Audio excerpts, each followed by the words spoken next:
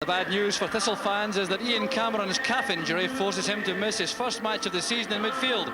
So the introduction of Mark McWalter represents the only change on his side, which fought out that 2-2 draw at Airdrie last week. And while Jerry Britton has settled well after his transfer from Celtic, the main goal threat may come from George Shaw, who's in a rich vein of scoring form.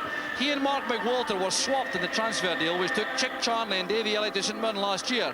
And the 23-year-old has scored 10 times in the last 9 matches.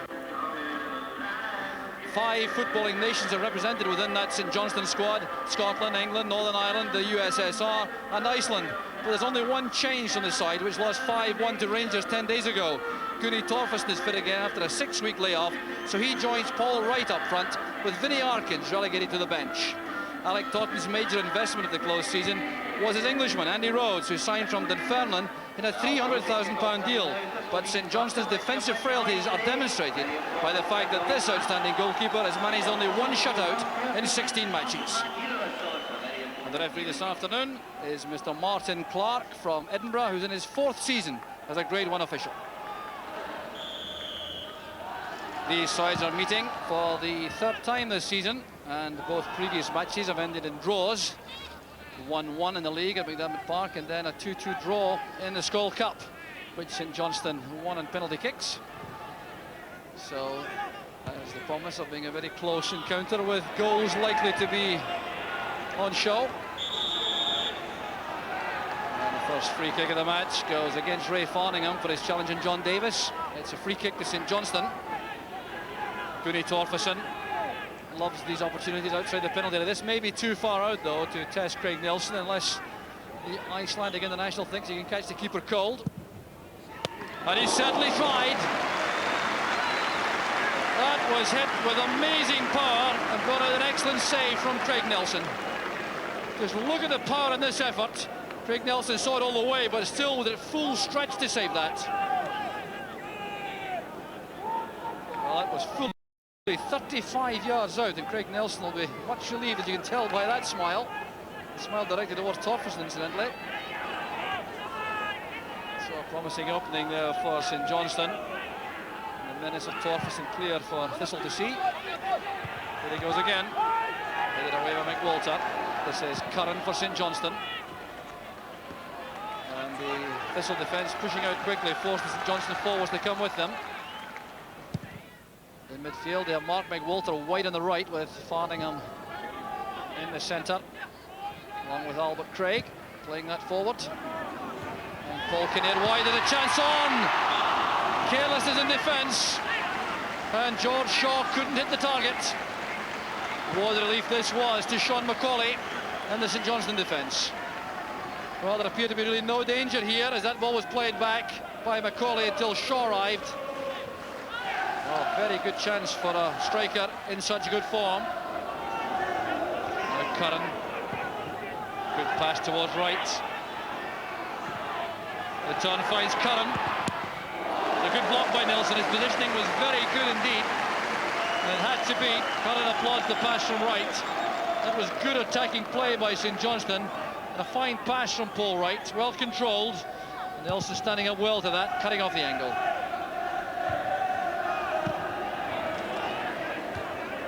The header, which is cut off by McVicker. Ingles tries again.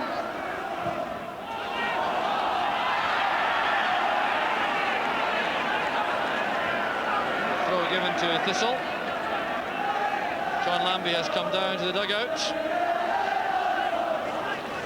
Back now with Law.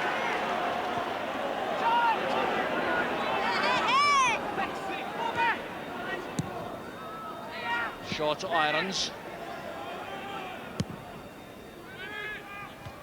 Britton helps it on, and Albert Craig was in behind the St Johnstone defence, who clearly believed he was offside, but the linesman wasn't interested in that. As Irons plays this on, we'll see Albert Craig sneaking in there behind the defence to lob the header over Kinnaird. Away by McGuinness, straight to Law. Pressure remains on the St Johnstone defence. Wrestling inside the area, Britton going over. No infringement. Davis wanted a handball decision, which he didn't get.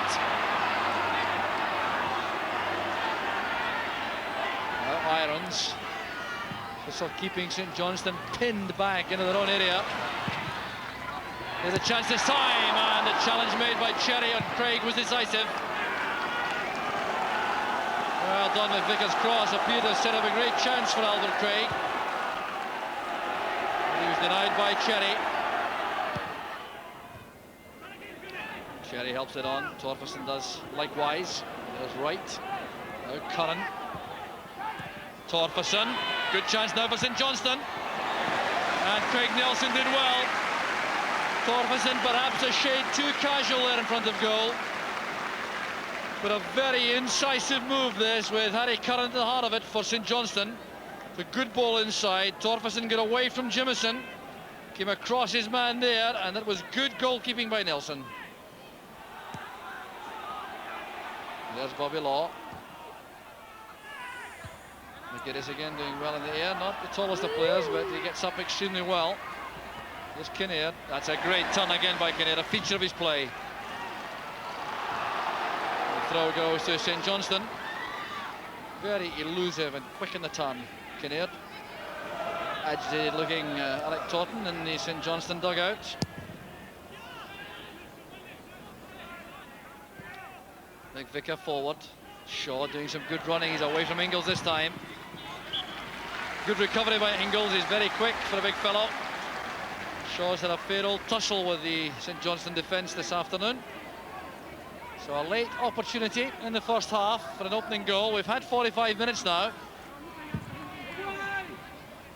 Torferson beaten to the ball and is touched over by Rhodes. It's another corner kick. The header came from George Shaw in the end. The defending by St Johnstone really was just a little bit slack. We'll see if this comes across. It was one which Torferson appeared certain to win, but somehow he didn't get up too well to that. It was helped on, I think, by Jimison, and Rhodes had no option.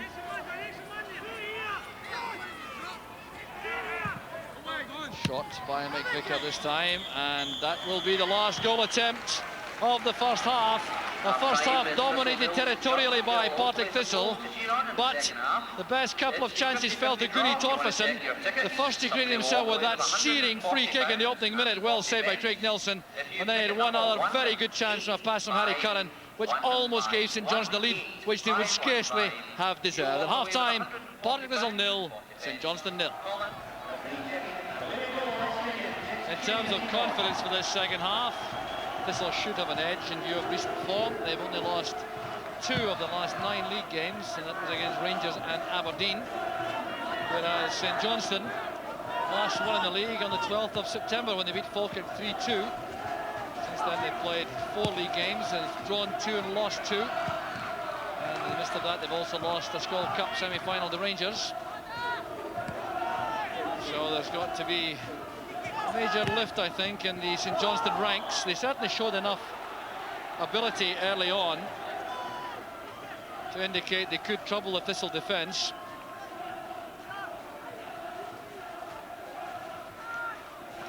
So back now with Baltacha. It's headed on there by Davis. Here's Curran. Right inside. And scrambled away there by Nelson. There's Torferson. The ball teed up for him there by Harry Curran.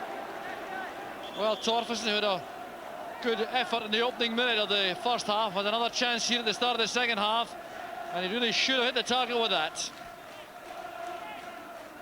And he knows that only too well. Well, John Lambie, the Thistle manager, not at all happy at this stage. This team has so much possession without opening up the St Johnstone defence. Britton to Craig. This is Law.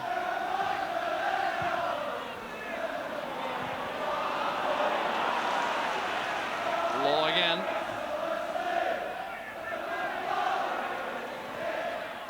Looking for Britton at the edge of the box. He was well tackled by Baltacha.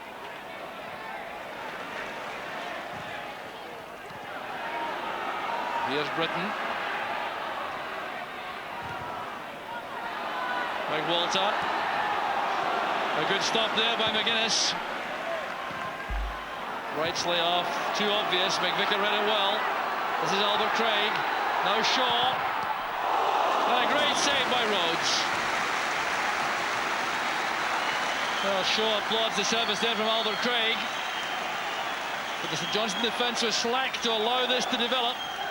The overlap was on for Shaw. Acrobatic effort there by Andy Rhodes. Well touch, this header. Kinnaird beaten the ball by Traynor. The only man up front for St Johnstone is Wright, and he's well away from this. This is Craig. Irons. Jimison battling there with Baltacha. Well, there's no offside flag up, although I think it might well have been justified. Both managers now on their feet, gesticulating to the team. John Lambie in one dugout. Alec Taunton in the St Johnstone dugout, looking grim-faced at the moment. It's a great throw once more. Jimison was there, so was McGuinness. Thistle maintained the pressure.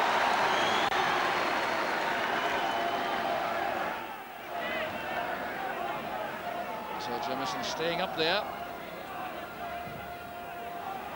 Rhodes has come for that. Britton has possession. Cleared off the line by Curran.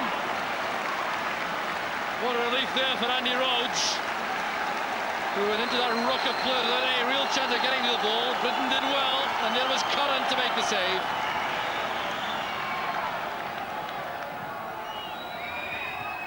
The touches header straight back to McVicker.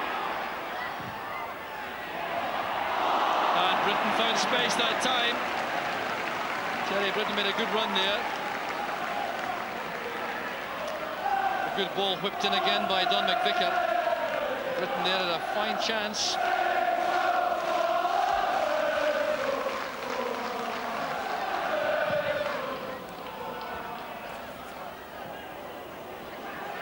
Strong play by Curran. That's for Davis.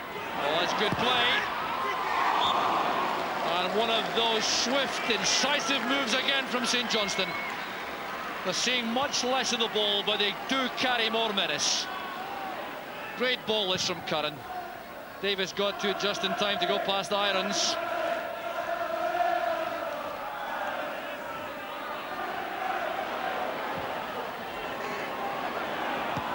McVicker to Kinnaird, a good return pass.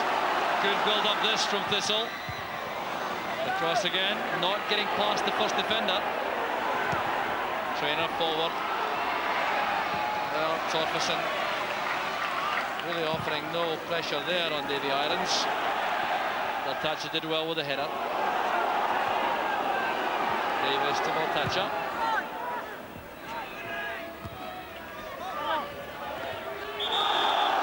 Challenge on McVicker by Traynor means a free kick to Thistle. Traynor retreats to face this free kick from McVicker. Headed by Craig. There's Ingles. Now Davis. Well read by McVicker, then by Kinnaird.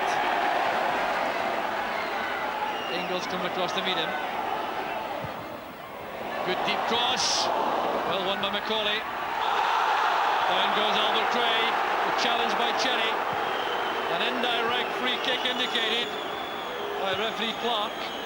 This was promising. The ball played in by Paul Kinnaird. The header out was by Macaulay. Cherry was very quickly to the danger point here as Albert Craig tried to control this. And there was no way through for Craig. Took a very severe blow. Irons wants to be involved. McVicker is controlling things. Bobby Law is also there to the right.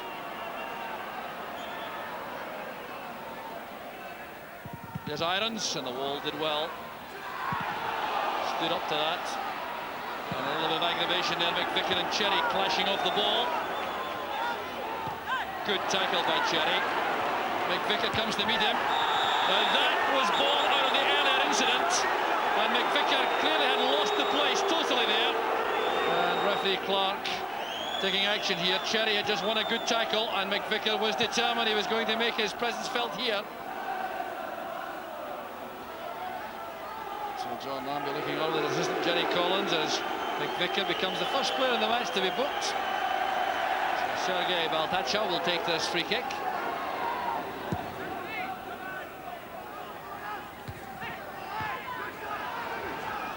there by Craig. Britton beaten to the ball by McGuinness. Here's McWalter. Charging forward at pace. Good running by McWalter. Still going all the way. What a surging run that was from Mark McWalter. Breaking through tackles, showing strength, pace and skill. And what a goal it would have been. Away initially from McGuinness. Held off Cherry. Then went away from Baltacha. And the shot just too high.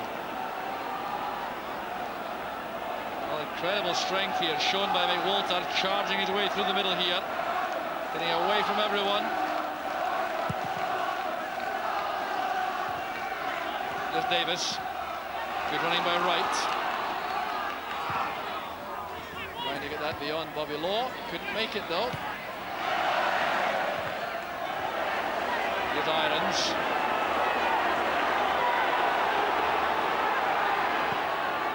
Now Britton. Well tackled by Cherry, which protected his defence very well, Paul Cherry, in that defensive midfield role. Davis intelligently letting that ball run. Whipping it away for the throw.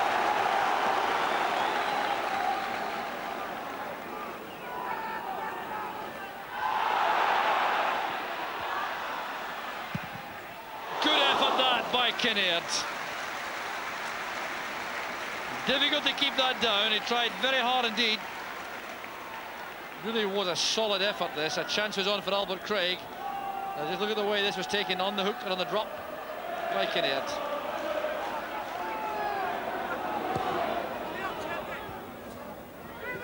Now Farningham. Shooting chance for Kinnaird perhaps. No, he wants to play it along the line to Law.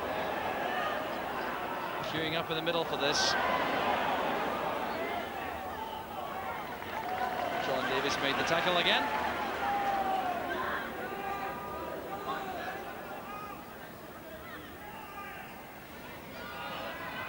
Helped on again, a good chance inside the box for Albert Craig. Well, his initial control was very good indeed, but as he fell back, he scooped the ball over. Once again, the long throw causing the problem. It was helped on by Willie Jimison. And there was Albert Craig scooping the ball over. So Kinnaird. Controlled well by Shaw. Came off Thorferson. Well, appeals for hand, but it clearly came off his forehead.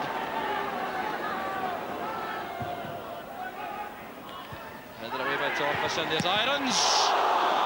Well, the deflection could have turned that in. It came off a St Johnstone defender. Frustration for Irons. Headed out by Thorferson. The first time shot came from Davy Irons, and it came off the boot of Harry Curran. Kinnaird's corner. Headed away by Cherry. Retrieved by Farningham. That's for Irons. His marker is Davis. So again, Don McVicker treks across to the far side. Up goes Jimison again. And the challenge there by Cherry was a decisive one. Very important defending once again by Paul Cherry. He was very quickly in there after Jimison once again got the knock on. He's been doing very well in that area. And it was Albert Craig denied.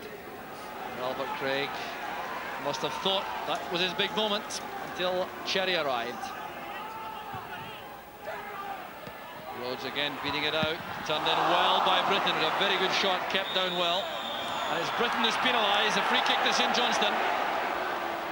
There's barge into Sergei Baltacha.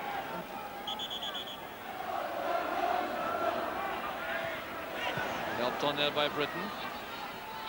Here's Craig. Now Law. Driven ball headed across there by Britton. Kept in play well by Craig. Here's Britton again.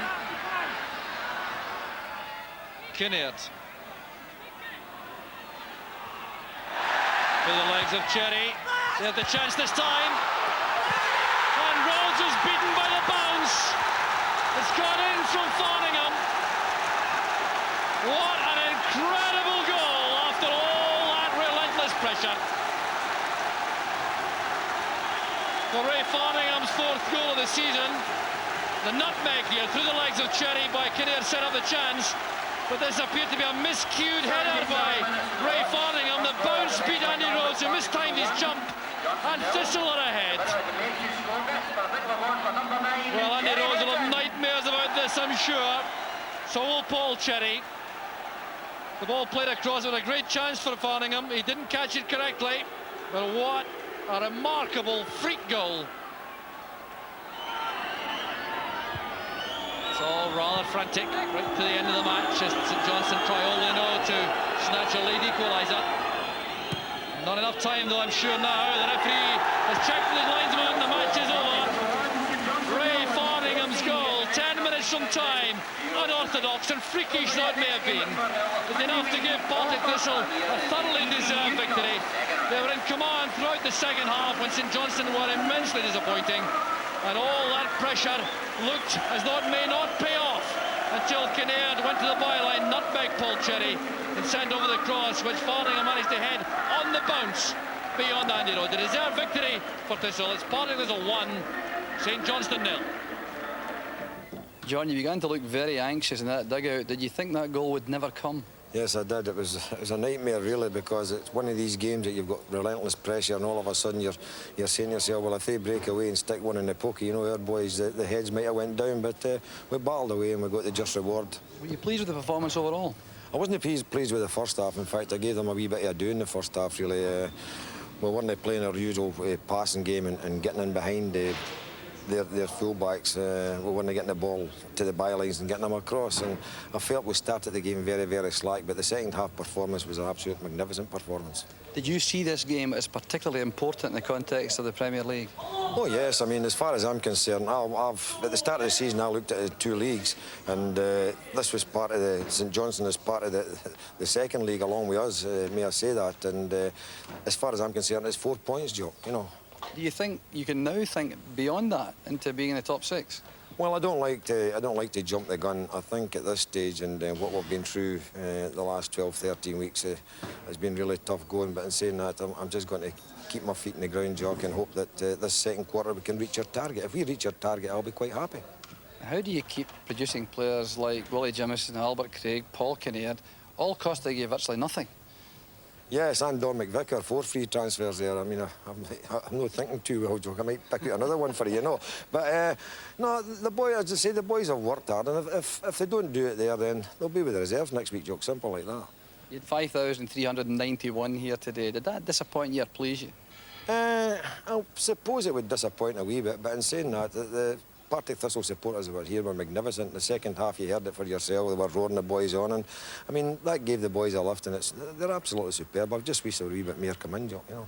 What about the dressing room atmosphere at the end of the game? That was tremendous after the game. I mean, it's been like that, but that's what's driving us now, Jock. I would say the whole place. You know, we've got a lift, and the discipline here is superb, and that's what drives it. 14 points from 13 games. Are you really pinching yourself at that? I feel great now, Jock, but who's to say it's a funny game that's probably coming in Monday morning. I'll get headaches. That's football. Well done today, John. Thanks very much. OK. Derek, John Lambie on form there. Thistle on form as well. Will it last? Well, great start to the season, and at the first quarter, marvellous. Everyone expected Thistle to be down at the bottom of the league at this time. They haven't. There's smiles all around Maryhill there. The problem will come later on when the bookings start catching up with players and the suspensions and their injuries. Does John have the players to bring in? Time will tell. Britton and Shaw have been the 2 players grabbing the headlines in the early part of the season. Let's spotlight another couple. Firstly, Davy Irons, bought as a midfielder from Dunfermline, but doing not badly as a central defender. Well, John Lambie was forced into playing him at centre-back at the Celtic game a couple of weeks ago because like 3 out of his 4 men were absent, and he played well. And that's the reason he plays him, as you saw there. He's just a great reader of the game. He's one of the few intelligent players that we've got here. Can play in any position. He always uses the ball well, loves to come up for a shot, doesn't have to mark. He's got 3 at the back there, Bobby Law, Willie Jameson and Don McVicker. They will all mark. All he does is have to be spare. It gives him time to make passes because he is a great passer of the ball.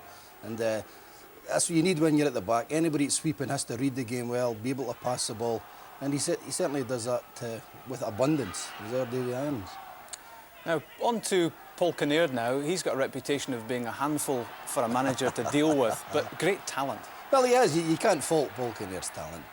He's been with 4 or 5 clubs and tremendous skills. When he's on form, I think he's a tremendous player to watch because he's tricky. He's got 2 good feet, very cheeky and beaten player. And so he doesn't even look at the ball. His head is on the opposition's feet. Look, he knows exactly where the ball is. He'll always get crosses in. Doesn't matter which team he plays for, he'll always get crosses into the box. And I'm sure that's what strikers love. They love the early ball, and when they've made the run to be there, he'll always come in the middle as well, if need be. Look at this. This is the cheekiest one of the lot. Look, open them, open. There you go, thank you very much. What about the cross with the left foot? I mean, magnificent stuff. Not the greatest header I've ever seen in my life. It fooled Andy Rhodes, but certainly Thistle delighted with the 2 points there. Look, looks up, he's got time now because of that bit of skill. Superb ball up. Any of the 2 of them there. I think Andy Rhodes will be a wee bit disappointed with losing that goal, with all the chances Thistle had during the afternoon. One of the great things for me about Thistle, I've seen them a few times this season as well, is the spirit of adventure that they're playing in. They're proving that you don't have to put 9 players behind the ball to survive in the Premier Division. Well, I think they've lost something like 19 goals, but they've scored 20. So it proves that even though they lose them, they're desperate to get forward and score goals. And they will, with the players they've got to go forward.